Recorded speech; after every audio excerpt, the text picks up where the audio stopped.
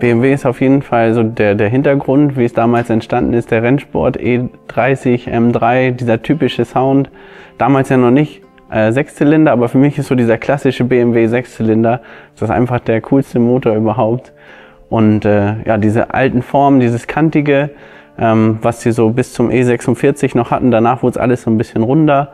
Das macht das eigentlich für mich aus, dass man, also Golf 2 hat auch Ecken und Kanten, finde ich auch schick, aber irgendwie hat mich da BMW ein bisschen mehr gepackt und ja, bin ich nicht von weggekommen.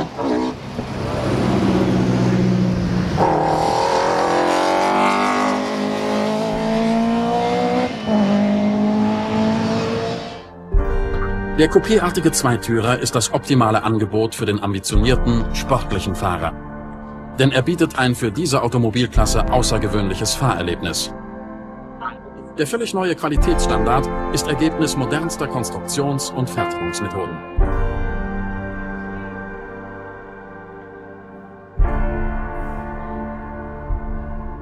Ja, ich bin Philipp, komme aus Heide und habe irgendwie einen ziemlich krassen BMW-Nagel im Kopf.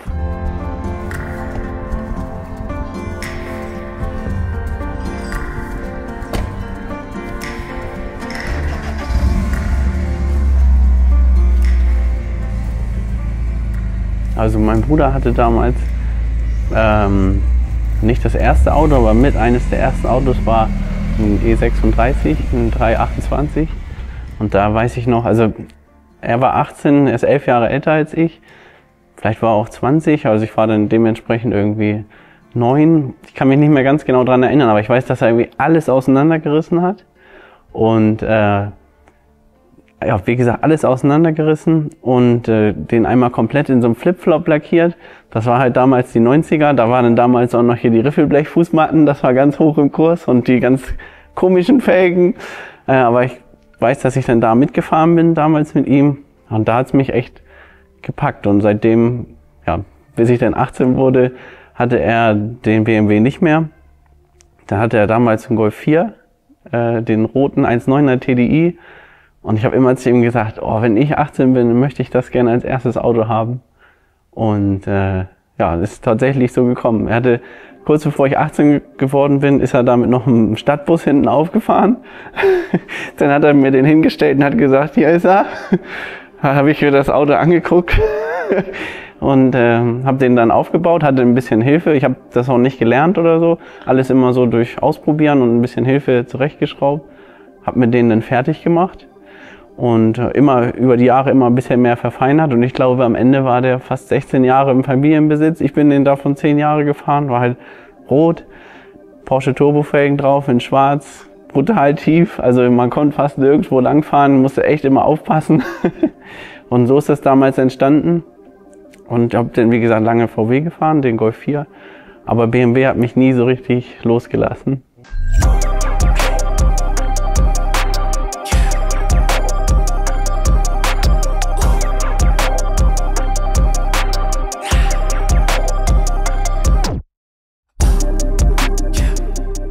Ich hatte vorher noch einen E36, einen Coupé, 320i. Den hatte ich damals als Winterauto, als ich noch meinen roten Golf 4 hatte.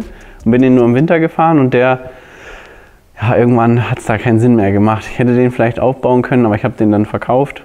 Dann habe ich leider den Golf 4 auch verkauft, hatte dann lange einen Golf 8 GTE als Leasingauto. Und habe dann relativ schnell mein Traumauto gekauft, den E46 M3 im Phoenixgelb Metallic.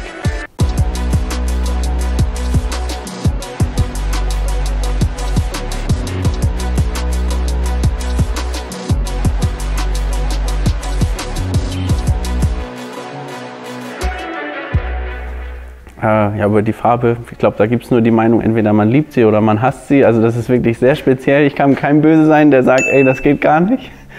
Aber ich habe den damals gefunden und wir wohnen in Norddeutschland und das ist, ja, du musst eigentlich immer bis Kassel fahren, eher einmal komplett durch Deutschland. Also hier oben steht gar nichts.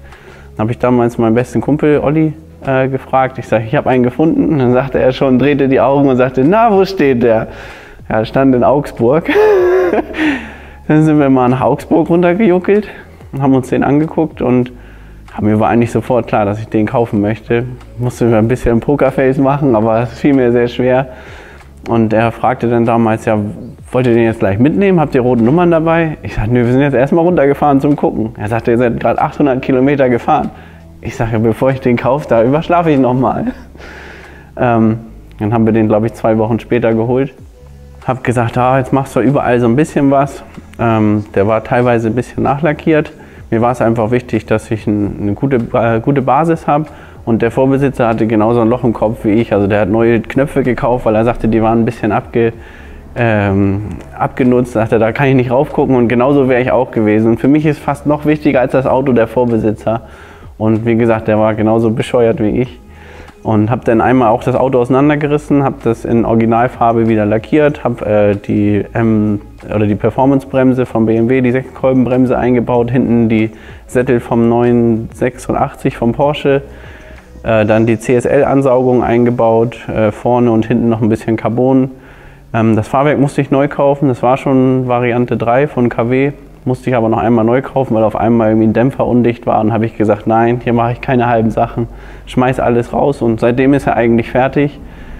Ich müsste noch mal meinen ganzen Mut zusammennehmen und das Dach rausbohren, weil ich würde da gerne das Carbondach reinmachen, aber ich habe mich noch nicht getraut, die Bohrmaschine in die Hand zu nehmen. Aber das ist so noch in Planung. Im Moment ist das Dach foliert in schwarz.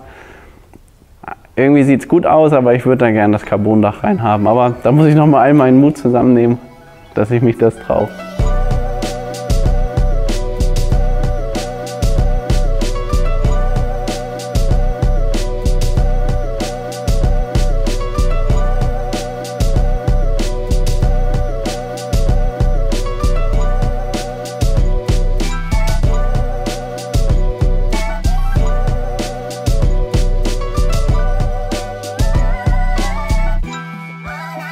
Sauerkrauts, the authentic streetwear brand for petrolheads. Also früher war ich ja immer so in Richtung E36 durch diesen schwarzen, den ich hatte, und habe gesagt, eigentlich würde ich gerne noch mal einen haben. Ich habe ja auch noch das weiße Stocker-Auto und da war es damals so, den habe ich für 400 € gekauft. Also vor 10 Jahren hat man die noch hinterhergeschmissen bekommen. Habe dann irgendwie alles ausgebaut, die Teile für 500, 600 € verkauft. Und habt eigentlich das Auto umsonst gehabt. Da haben wir da mal ein bisschen dran rumgeschweißt, ein bisschen Stockcar gefahren, auch mit Olli wieder zusammen.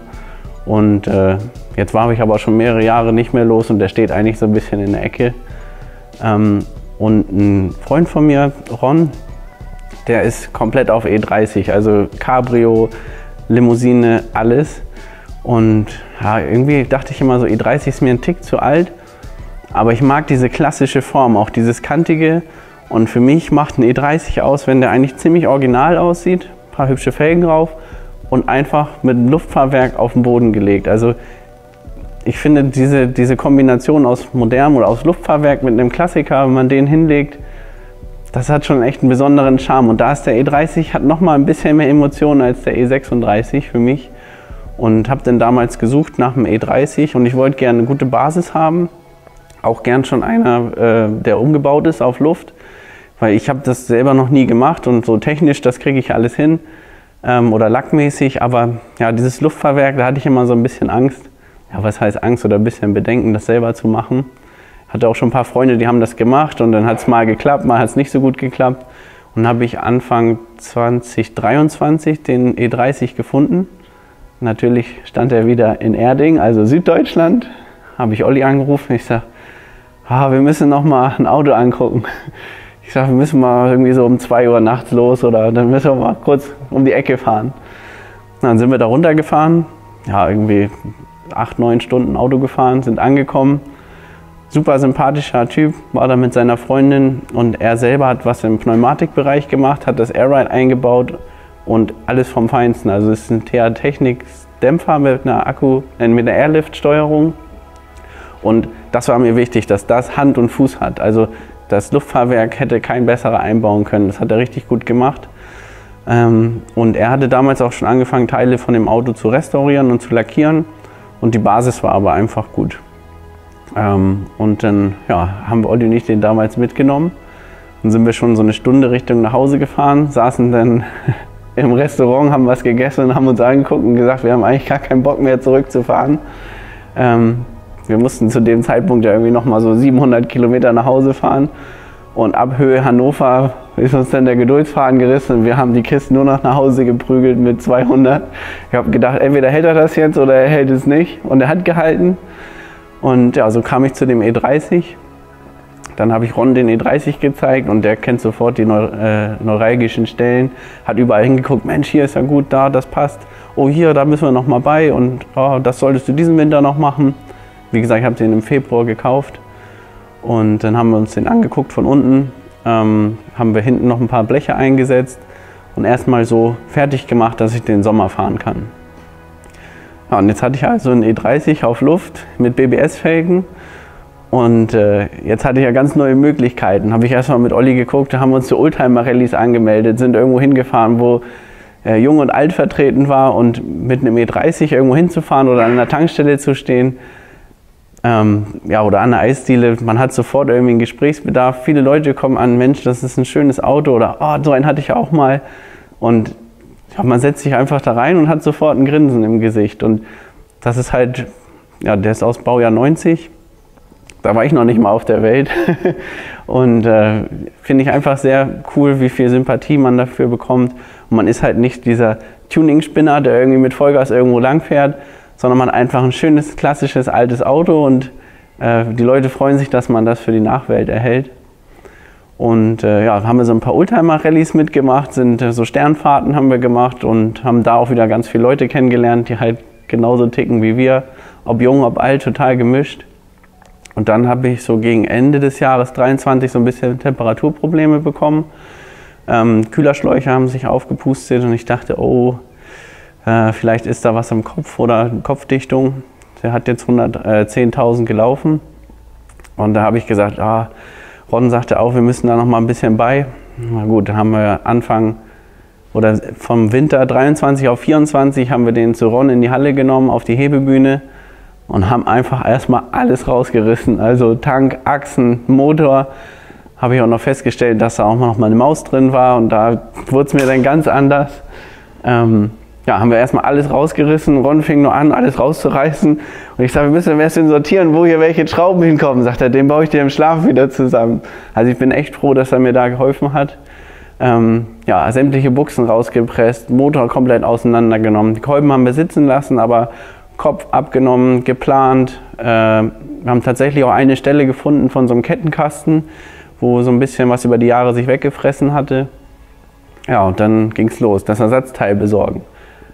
Einfach mal bei BMW angerufen, die hatten es natürlich nicht mehr, bei BMW Classic Parts, überall nachgefragt, Kleinanzeigen, alle gängigen Sachen. Das war halt von einem Aludeckel. Ja, und schlussendlich haben wir uns dazu entschieden, den Aludeckel nochmal aufarbeiten zu lassen.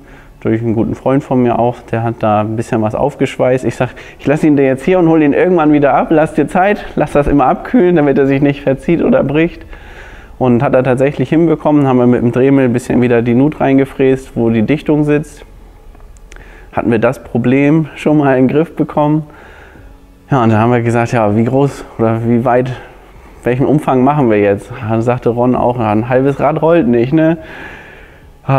Ja, ich sagte, gut, dann einmal alles. Dann haben wir den Motor, wie gesagt, auseinandergenommen, neue Schraubensätze bestellt, alles lackiert, Motorraum auslackiert, die Achsen gestrahlt, Achsen lackiert, neue Buchsen eingepresst, neue Bremse raufgemacht, Stahlflexleitung eingebaut. Die Felgen waren schon BBS RS, habe ich nochmal aufarbeiten lassen mit Edelstahlbetten. Dann wollte ich die goldenen Schrauben haben und gerne die goldenen Embleme mit dem Rot.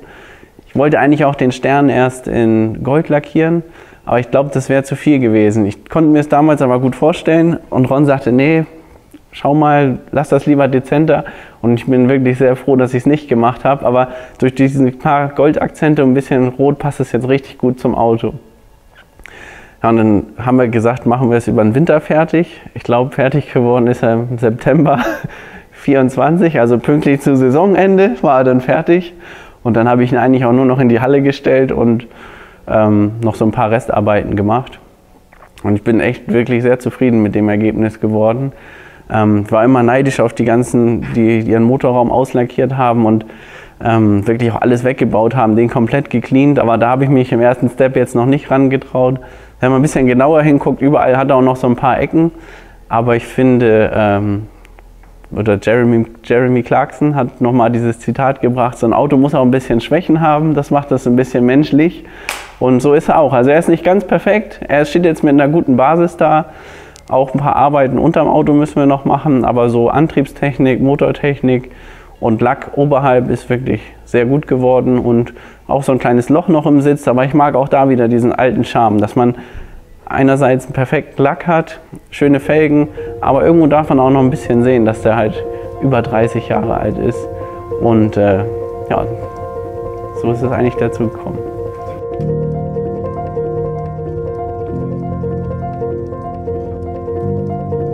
It is a machine. When something has foibles and won't handle properly, that gives it a particularly human quality because it makes mistakes. And that's how you can build a relationship with a car that other people won't get.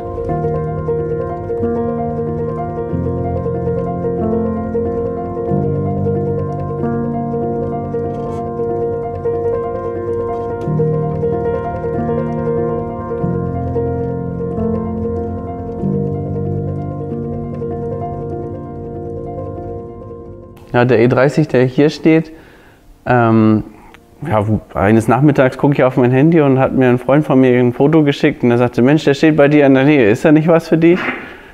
Da habe ich erst mal gesagt, was soll ich damit? Ich habe jetzt einen E30, mit dem bin ich sehr zufrieden. Und dann habe ich mir den angeguckt und ja, also irgendwie habe ich mich gleich so ein bisschen in die Optik verliebt mit den gelben Scheinwerfern und habe gedacht, oh, warum eigentlich nicht? Habe dann mit dem geschrieben und ich glaube 2 Tage später bin ich abends hin, habe den mit dem Trailer abgeholt und so die Basis ist nichts mehr, also der ist komplett durchgerostet, aber so wie er da steht, der Motor läuft, der Motor ist einmal überholt worden und hat auch vorne links einen Plattfuß, also ist eigentlich echt ziemlich runtergerockt, aber so wie er da stand und auf dem Foto aussah, sagte ich, oh, eigentlich muss er den schon kaufen. Und der hat auf jeden Fall ein paar Bauteile drin, wie die Sitze oder einige Leisten, die man nochmal benutzen kann. Ich habe gesagt, ich stelle mir den jetzt hier in die Halle und kann den vielleicht immer mal hier einen Clip abbauen oder hier was benutzen und habe dann so ein bisschen Ersatzteilträger und so steht er einfach hier in der Halle und man kann den nochmal angucken und sich ein bisschen daran erfreuen.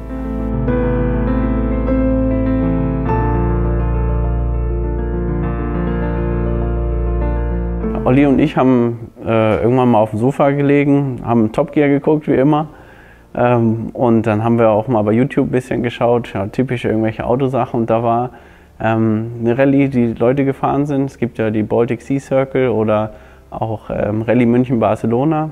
Da haben wir gesagt, wieso fahren wir Stockcar und haben sowas noch nie gemacht? Ja, keine Ahnung. Wir sofort Kleinanzeigen aufgemacht. Das Auto durfte damals nicht mehr als 1000 € kosten und musste, glaube ich, 20 Jahre alt sein. Und dann haben wir das mal intensiver verfolgt und dann auch mal wieder ein bisschen schleifen lassen. Und irgendwann sagte Olli, ey, hier in der Nähe steht E39, der passt perfekt. Ich glaube, der sollte irgendwie damals 1200 € kosten.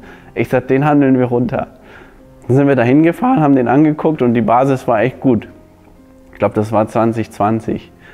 Dann haben wir den gekauft, noch runtergehandelt, haben noch 2 € im Innenraum gefunden. Also der hat 1000 € gekostet und eigentlich dann nur 998.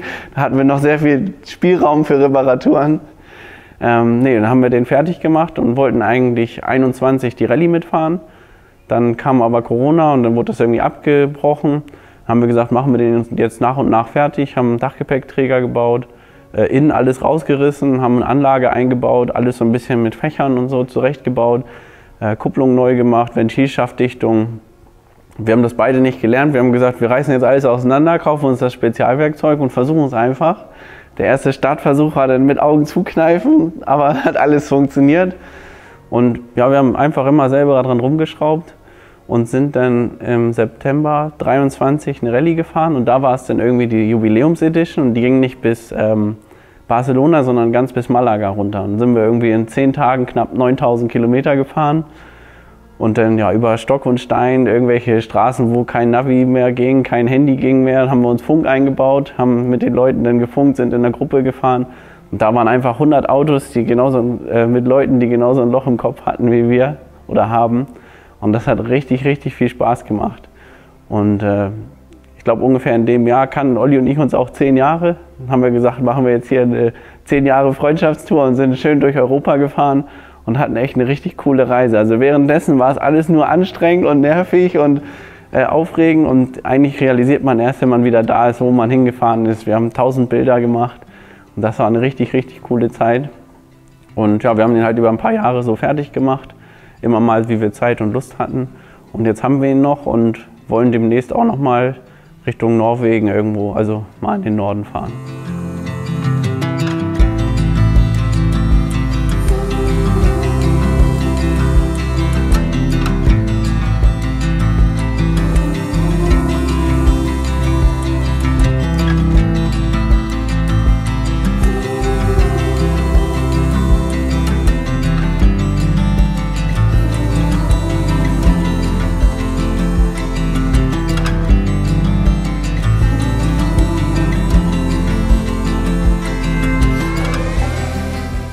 Also natürlich habe ich das alles nicht alleine umgebaut, sondern ich hatte überall immer so spezielle Leute, die mir geholfen haben.